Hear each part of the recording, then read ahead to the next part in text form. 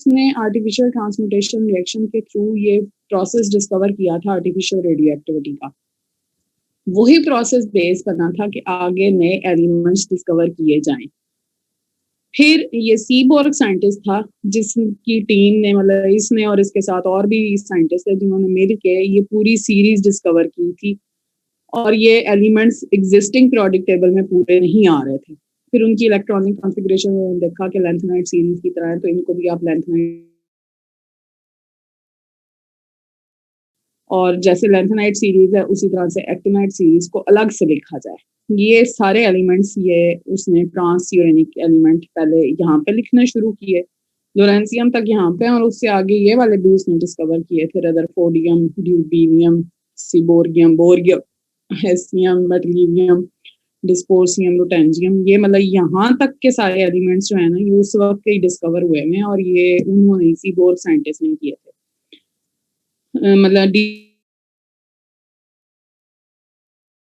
बस जो ये एक्टिनाइट सीरीज के ट्रांस यूरेनिक के हैं, तो इसने 17-18 से ज्यादा एलिमेंट्स डिस्कवर किए थे, और इस वजह से इसको भी, सीबोर को भी नोबेल प्राइज मिला था। और फिर इसी के नाम पे काफी सारे एलिमेंट्स के नाम भी हैं। तो ये जो ड्यूरेशन था 1940 से लेके 1960 तक के ड्यूरेशन में इस बंदे ने मतलब इतने सारे डिस्कवर किए थे एलिमेंट्स। और एक और चीज के फिर उसने एक तो अपने नाम पे भी उसके एलिमेंट,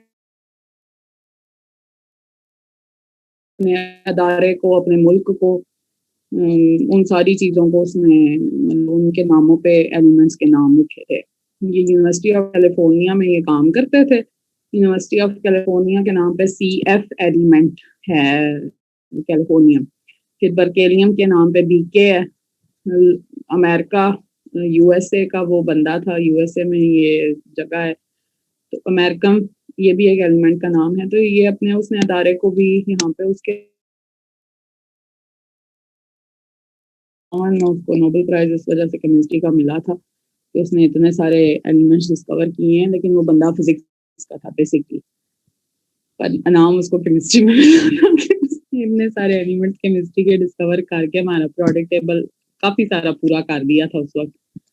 उसके बाद ये अब नए एलिमेंट्स ये चाइना ने 2018-19 में पीछे इन्होंने डिस्कवर किए थे, ये जो आखिरी 3 आखिरी एलिमेंट है।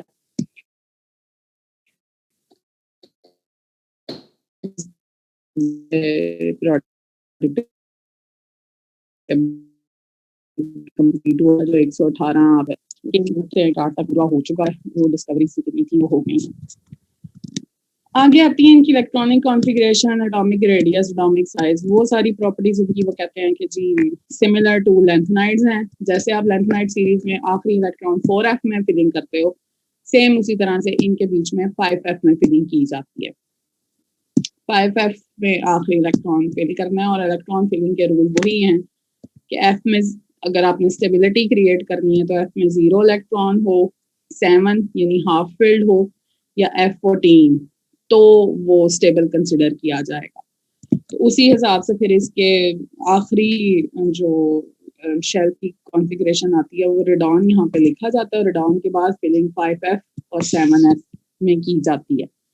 जहाँ पे आपको F में से D में इलेक्ट्रॉन एक आप भेज सकते हो, तो वो इसमें जैसे लेंथेनाइड में आपके पास 5d था, यहाँ पे आपके पास 6d होता है। हर एक प्रिंसिपल क्वांटम नंबर एक ऐड हो गया यहाँ पे। ये 7th शेल के हैं, तो आखिरी इसका 7s है। 7s के बाद इसमें आ सकता है उस सूरत में जब F में 0 हो, F में 7 हो, या F में 14 हो, तो एक इलेक्ट्रॉन आप D में लिख सकते हो। बाकी सारे इलेक्ट्रॉन आपने आखिरी 7s2 के बाद 5f में भरने शुरू करने होते हैं। ये इनके एलिमेंट्स की तरतीब से इलेक्ट्रॉनिक कॉन्फ़िगरेशन लिखी हुई है। ये एक्टीनियम है, इसमें पहला मेंबर आता है जिसमें F में इलेक्ट्रॉन ही लिखा जाता है, थोरियम से स्टार्ट होता है। थोरियम में आप F1 लिख लो, 6d1 लिख लो, कुछ बुक्स में इस तरह से लिखा होता है, कुछ में 6d2 लिख के 5f0 किया होता है, क्योंकि एम्प्टी ऑर्बिटल ज्यादा स्टेबल कंसिडर किया जाता है। लेकिन ये 5f161 भी लिखा जाए तो ये ठीक ही होता है और इस तरह की इलेक्ट्रॉनिक कॉन्फ़िगरेशन इसकी होती है। उससे आगे जितने इलेक्ट्रॉन्स हैं वो एफ में फिलिंग होती जाएगी। प्रोटैक्टिनियम में एफ में 2 हैं, यूरेनियम में एफ में 3 हैं, नेपच्यूनियम में एफ में 4 हैं, प्लूटोनियम में एफ में 6 हैं, अमेरिकन में 5f7 हो जाता है। उसके बाद आप 5f8 लिखने की बजाय 5f8 की बजाय, तो ये दोनों एलिमेंट्स जहाँ पे एफ में 7 इलेक्ट्रॉन हैं ये स्टेबल कंसिडर किए जाते हैं हाफ फिल्ड होने की वजह से। फिर बर्केनियम में 5f9, कैलिफोर्नियम 5f10 है, इसी तरह आइंस्टाइनियम 5f11, फिर फर्बियम है 5f12, मेंडलीवियम है 5f13 और नोबिलियम है 5f14। 14 के बाद अगला इलेक्ट्रॉन मैक्सिमम यहाँ पे फिलिंग हो चुकी है, तो अब डी में आप दोबारा से लिखते हो 61।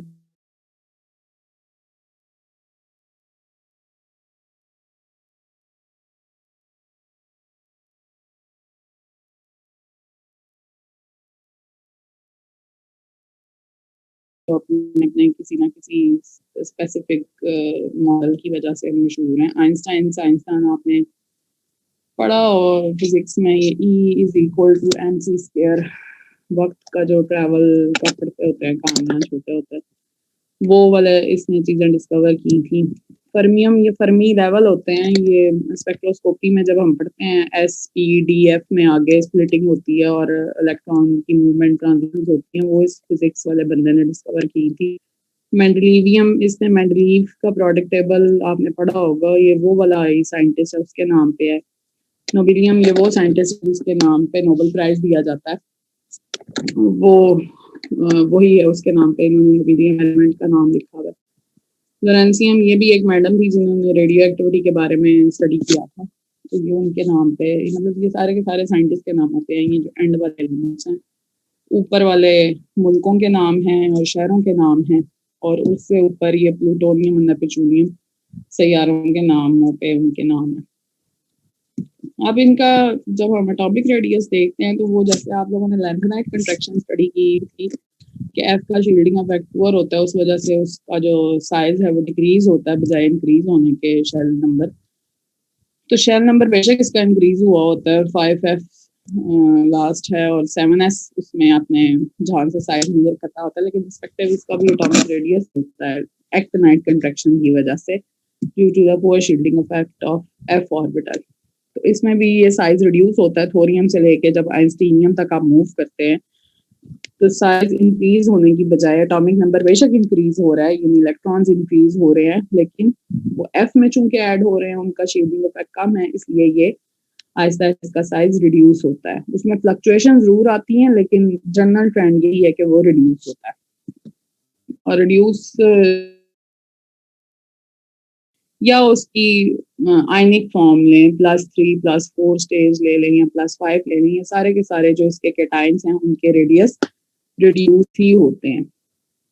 इसमें वेरिएबल ऑक्सीडेशन स्टेट ज्यादा होती हैं, +7 तक हो सकती हैं जो अभी तक मिली हैं। यूरेनियम और प्लूटोनियम के केसेस में उनके कुछ सॉल्ट्स ऐसे हैं जहाँ पे +7 तक की ऑक्सीडेशन स्टेट है। तो इसमें variety of oxidation state as compare to lanthanide ज्यादा है। लैंथेनाइट में जो आप वेरिएबल ऑक्सीडेशन स्टेट नॉर्मल +3 है, तो इसमें नॉर्मल +3 है, लेकिन +3 के अलावा +4 भी होता है, +5 भी होता है, +6 +7 तक होता है। तो उस वजह से इसके साइजेस मजीद रिड्यूस हो जाते हैं क्योंकि इस पे पॉजिटिव चार्ज ज्यादा क्रिएट हो सकता है। ये नॉर्मल जो +3 में है साइज, उसका दिखाया हुआ है कि उसमें जो आयनिक रेडियस है वो नॉर्मल में भी, एटम का भी रेडियस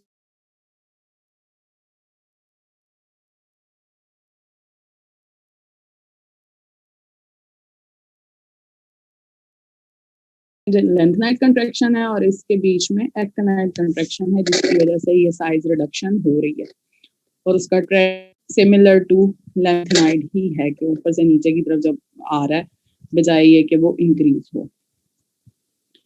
ऑक्सीडेशन स्टेट में जो वेरिएशन है वो इसमें वेरिएशन +7 तक है। +7 तक में जो एलिमेंट्स हैं वो ये प्रोटैक्टिनियम, यूरेनियम और नेपच्यूनियम है। इनके कुछ सॉल्ट्स हैं जो कि +7 ऑक्सीडेशन स्टेट में भी एग्जिस्ट करते हैं, वरना कॉमन जनरल जो इनकी ऑक्सीडेशन स्टेट है वो 3 ही है। कुछ जगह पे वेरिएशन में 4 मिलती है, थोरियम से लेके बर्केनियम तक, और ये प्रोटैक्टिनियम से लेके अमेरिकम तक 5 भी है। यूरेनियम का सॉल्ट है, नेपच्यूनियम का है, प्लूटोनियम का है, जहाँ पे हमें +7 ऑक्सीडेशन स्टेट भी मिलती है। लेकिन उस सूरत में जब साथ में स्ट्रॉन्गर एनाइन लगा हो, स्ट्रॉन्गर एनाइन या फ्लोराइड होता है या ऑक्सी फ्लोराइड या ऑक्साइड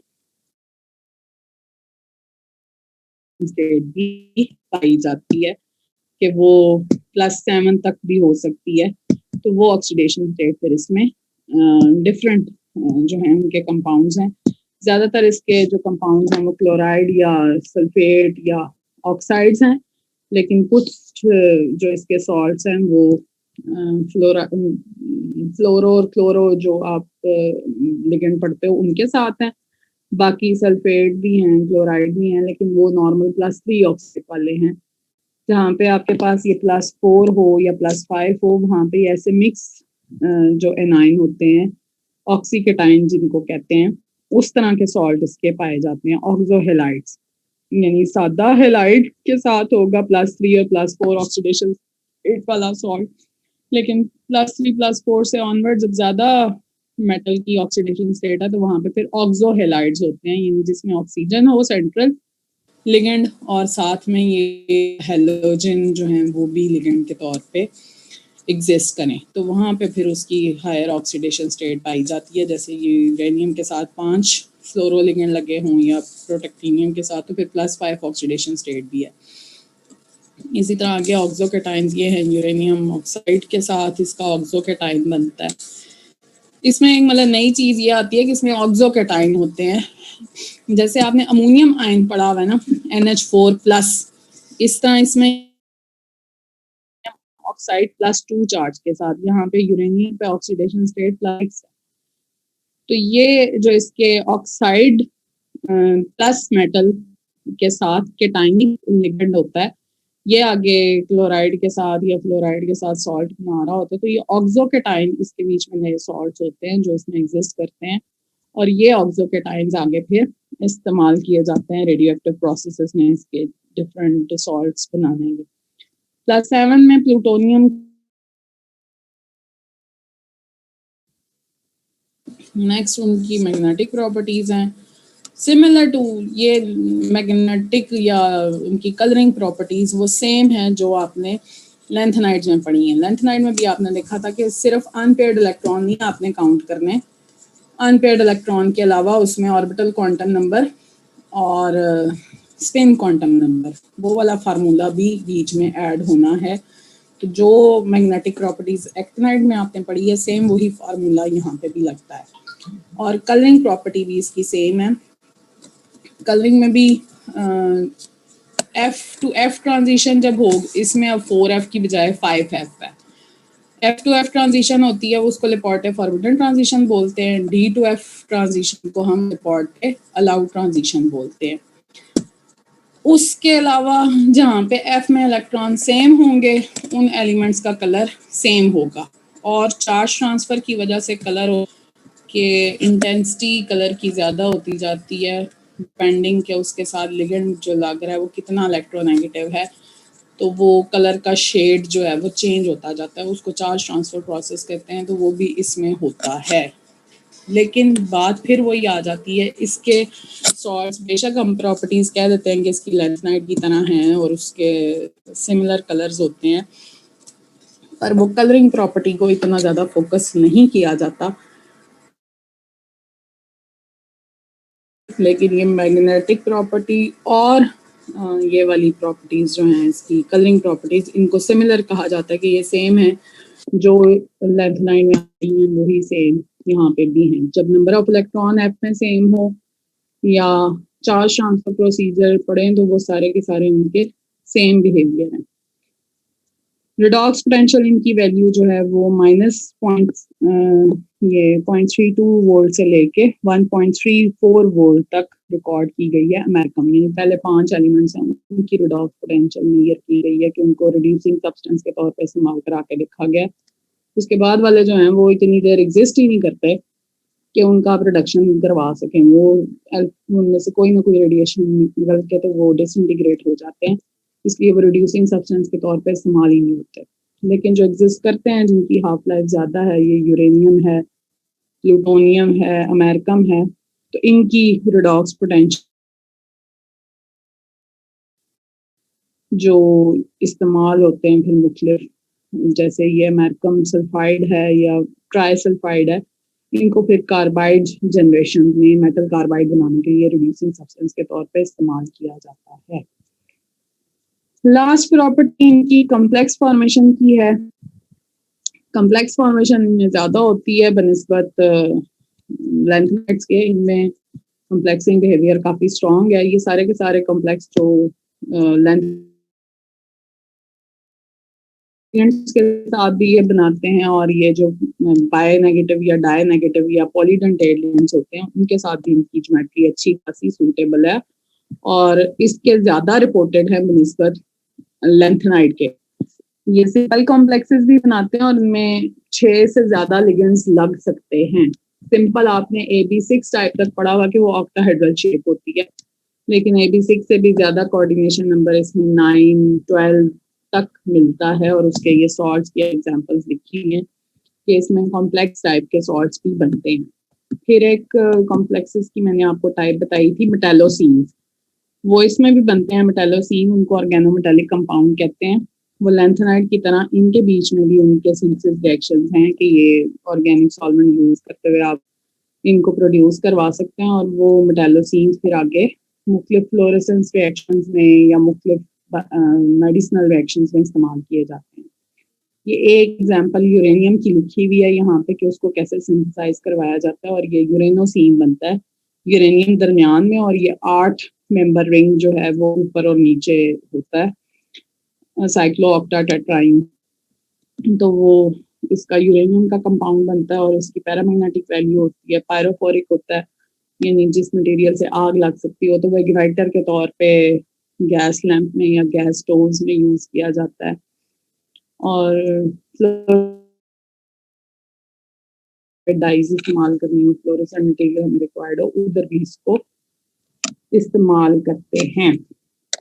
इससे आगे इंशाल्लाह नेक्स्ट लेक्चर में हम पढ़ेंगे। ये अभी आप लोग इसको गो थ्रू करना और पढ़ना। Thank you for your patience. अल्लाह हाफ़िज़।